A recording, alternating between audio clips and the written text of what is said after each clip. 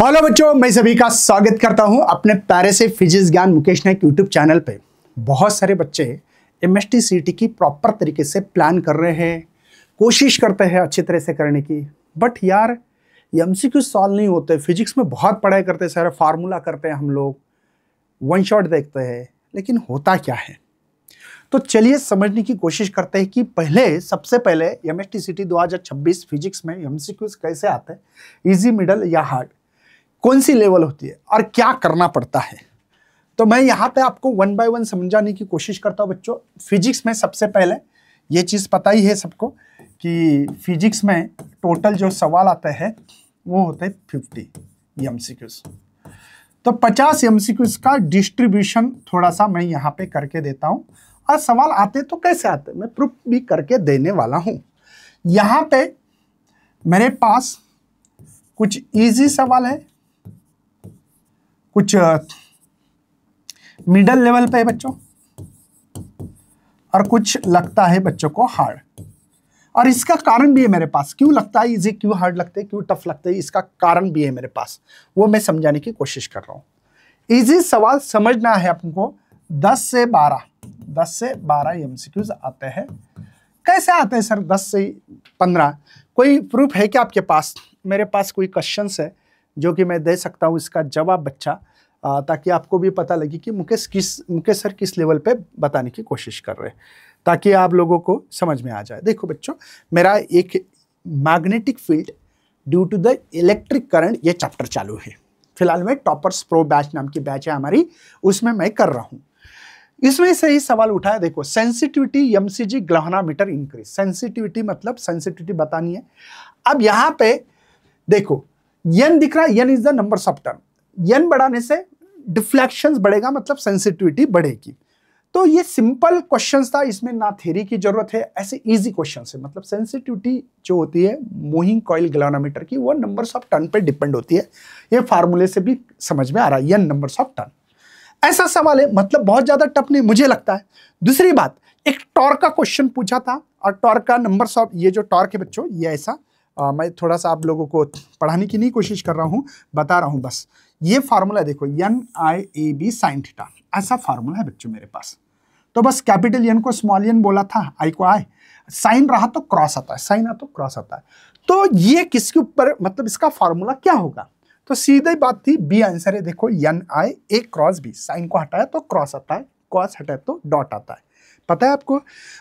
मुझे क्या बोलना है, ये टफ है क्या क्वेश्चंस? नहीं, ये थियोरेटिकली इजीली क्वेश्चंस, मतलब मुझे ये बताना है कि इसमें आप लोगों को करीब करीब थ्योरी के बराबर, मेरा सवाल है बच्चों, ये थ्योरी एमसीक्यूज के बराबर आते हैं। मतलब थ्योरी समझे आप? थ्योरी का मतलब मेरा क्या है, कितने क्वेश्चन, 10 या 12 क्वेश्चन जो इजी देखते ही देखते आप डायरेक्टली आंसर चिपका सकते। इसके लिए क्या करना पड़ेगा, टेक्स्ट बुक अच्छी तरह से पढ़ना चाहिए, नॉलेज गेन होना चाहिए, डायग्राम का नॉलेज होना चाहिए, और ये हम लोग करवाते हैं टॉपर्स प्रो बैच में। मैं हूँ दिनेश सर, मैथ्स के लिए, केमिस्ट्री के लिए ऑल अबाउट केमिस्ट्री है, ये सब करवा रहे बच्चों। ठीक है, इजी लेवल समझ में आ गया आपको? इजी मतलब क्या है? तो सिंपल सी बात है कि 10 से 12 क्वेश्चंस आने के चांसेस है।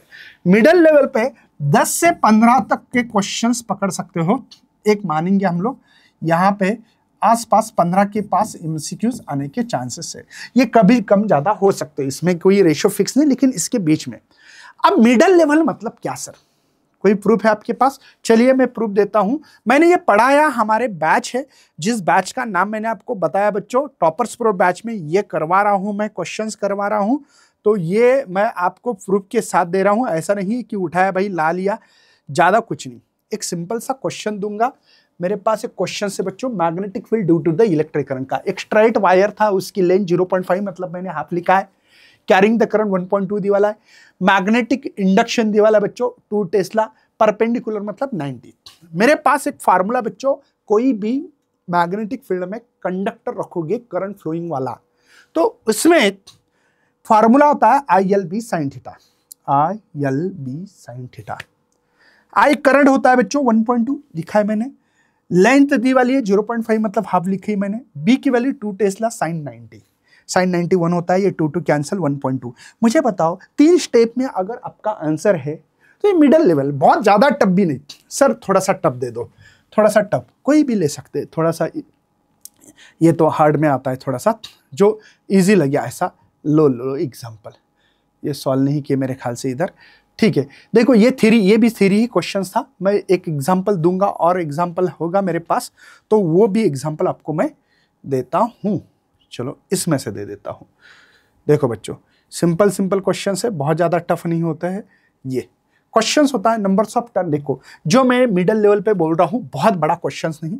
अरे भाई ये आ गया क्या, ये देखो कितना सिंपल। नंबर्स ऑफ टर्न पे हमारा डिफ्लेक्शन ऑफ कॉइल डिपेंड था, नंबर्स ऑफ टर्न हाफ तो डिफ्लेक्शन भी हाफ। ये मिडिल लेवल पे, या ज्यादा से ज्यादा दो क्वेश्चंस को मर्ज करके वो क्वेश्चंस आते हैं। यदि ऐसा भी नहीं आता है तो मैं और भी दिखा सकता हूं बच्चों कि देखो ये एक ऐसा क्वेश्चंस आने के चांसेस है। एकदम सिंपल है, बहुत ज्यादा टफ भी नहीं है। आप इसमें टफ क्वेश्चंस कैसे आते हैं सर, एक बड़ा सवाल है हमारे लिए। हमारा ये चल रहा है कि मिडिल लेवल पे, या मिडिल लेवल पे कभी कभी एक ही चैप्टर के दो फार्मूले मर्ज करके, या दो फार्मूले होते हैं उसमें से सवाल आते हैं।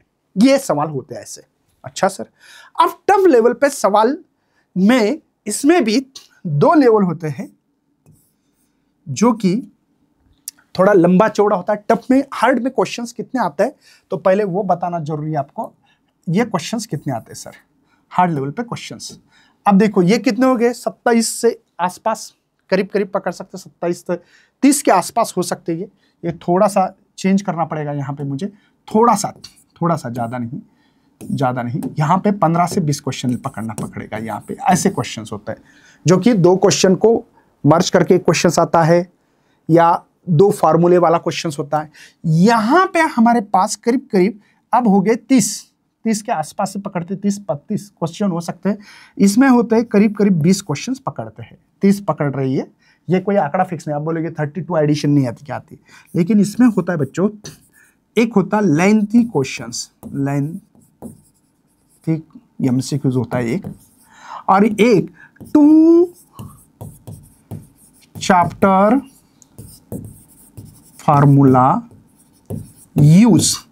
एक तो लेंथी होते हैं, बहुत लेंथी होती है, थोड़े से गड़बड़ हो सकती है, गलत हो सकते हैं, दिमाग बहुत चलाना पड़ता है। ये हार्ड में आता है बच्चों। और दो चैप्टर के फार्मूले, एक चैप्टर रोटेशन डायनामिक्स, अलग कोई चैप्टर का क्वेश्चन आ रहा है। मैं दिखाता हूं, यहाँ पे मेरे पास प्रूफ है, आप लोगों को यकीन मानिएगा। देखो ये चल रहा था मेरा magnetic field due to the electric current का चैप्टर। एक्चुअल में इसमें था formula mu B sine theta, लेकिन ये इलेक्ट्रोस्टैटिक में वर्क का फार्मूला मैंने इलेक्ट्रोस्टैटिक में निकाला था, वो फार्मूला यहाँ पे आ गया इलेक्ट्रोस्टैटिक का बच्चों। एक्चुअली में मुझे फार्मूले किसका जरूरत है, magnetic field due to the electric current में टॉर्क निकालना था, लेकिन हेल्प किसकी लेना पड़ रही है, इलेक्ट्रोस्टैटिक्स की। आप समझ रहे हो ना बच्चों, मतलब कहीं ना कहीं दूसरे चैप्टर की हेल्प लेना पड़ी। ऐसे मेरे पास कितने सवाल है मैं दिखाऊंगा यहाँ पे, अगर मेरे पास और भी सवाल है तो। ऐसे सवाल है बच्चों मेरे पास, है ऐसे सवाल, ठीक है, ऐसे सवाल है मेरे पास कि जो कि दो चैप्टर की मुझे हेल्प लेना पड़ी, इससे मुझे दिक्कत हुई थी। तो ये दिक्कत कैसी होती है बच्चों की, देखो ये जो लेंथी है ना बच्चों, मैंने बोला ना थोड़ा सा लेंथी, क्योंकि यहाँ पे, हाँ यहाँ पे देखो दो क्वेश्चन को मर्ज किया, दो फार्मूले। देखो सोलेनॉइड का एक मैग्नेटिक फील्ड का फार्मूला है और एक टॉर्क का, दो फार्मूले लेंथी क्वेश्चंस में आता है। आपको बोला ना लेंथी क्वेश्चंस आते हैं, उसमें से 10 क्वेश्चन लेंथी आ सकेंगे और 10 क्वेश्चन पे मेहनत लेना पड़ती है। चलिए मैं आप लोगों को इसमें तो नहीं, लेकिन इसमें मिल जाता है तो देखेंगे अपन। इसमें चेकआउट करते एक बार, ठीक है, कि दो चैप्टर की कैसे हेल्प लेना पड़ती है। हाँ देखो दो चैप्टर के फॉर्मूले एक जगह पे आना, ये चैप्टर हमारे लिए, अरे भाई क्या हो रहा है, कैसे गया ये, तो मैंने अभी अभी निकाला। हाँ दिखा था बच्चों ये, अरे देखो ये यही देख लेना।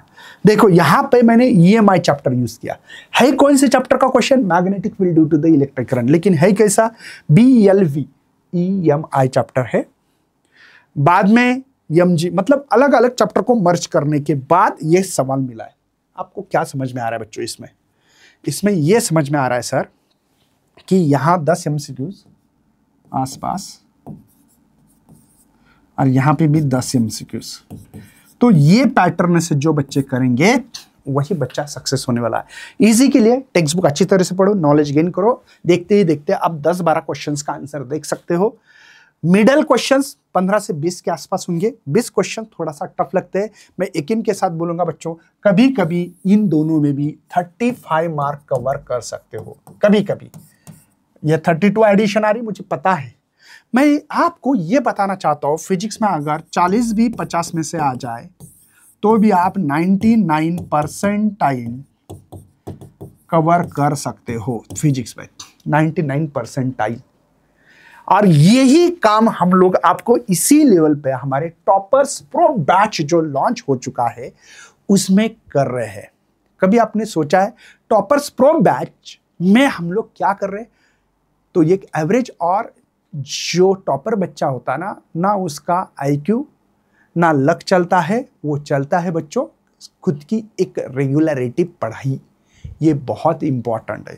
तो इसी डिस्क्रिप्शन में PGMN ऐप की लिंक मिलेगी, जाना है और अपना फ्यूचर ब्राइट करना है। अभी से तैयारी करो। टाइम पे आते हैं बच्चे, उनको लगता है मुझे सब कुछ आना चाहिए। नहीं, अभी बहुत आराम से तैयारी कर रहे हैं। हर बच्चे को समझ में आना चाहिए, इस लेवल पे तैयारी हो रही है। तो ये पैटर्न जो बच्चे फॉलो करोगे, आपका पेपर 100% ईजी। पेपर में बहुत ज्यादा टफ नहीं। अरे मैं करता हूं ना, तब बच्चे बोलते हैं सर ये तो बहुत ईजी है, हमको नहीं आता। भाई तुम करते नहीं ना खुद, तो गुरु होना बहुत जरूरी है। चलिए मिलते हैं, बाय बाय, जय हिंद, जय भारत।